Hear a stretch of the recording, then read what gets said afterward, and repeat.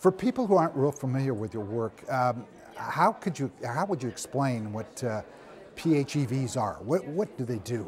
Calcars.org had a lot of trouble explaining what a plug-in hybrid is, and the way we came up with it is we came up with a simple idea. It's basically, you've added a second small fuel tank to your car, and you fill that fuel tank with electricity instead of gas at night when electricity is cheaper, and you use it first the next day.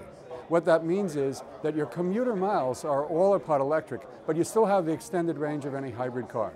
How'd you come up with this plan? And what were you thinking? How did this all come about? Actually, a professor, Andy Frank at UC Davis, invented the modern plug-in hybrid. And he's been talking about them for years. We came up with the idea of converting a Prius and getting the word out. And how's that gone for you so far? It's spectacular. This is a successful campaign. We did the first conversion in 2004. We brought it to Washington, D.C. We built the buzz about it.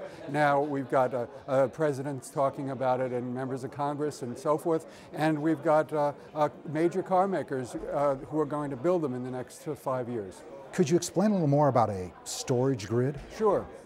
Basically, the energy storage grid has no way to store electricity. It has to produce it when it's generated. You can pump water up a hill, but that's not very effective. If you had millions of vehicles, plug-in vehicles, with batteries that are parked more than 20 hours a day, available as distributed storage to the power grid, that would suddenly change everything. For instance, it would take wind, which is mostly at night.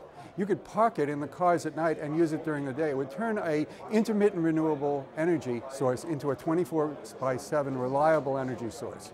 So car batteries can give the utilities what they've always wanted, which is energy storage. What's the timeline for CalCars, and what's the future look like?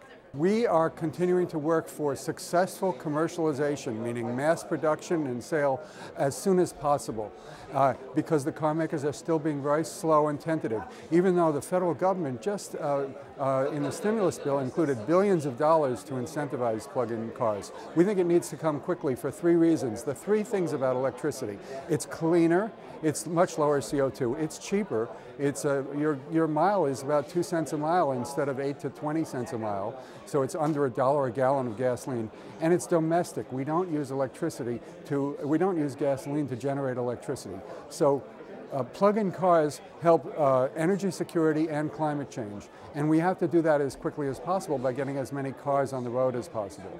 So what's ahead for CalCars is working to get new cars from Detroit and the world's automakers, and finding ways to convert many of the tens of millions of heavy-duty vehicles already on the road today, which is an idea that Andy Grove is a big fan of these days.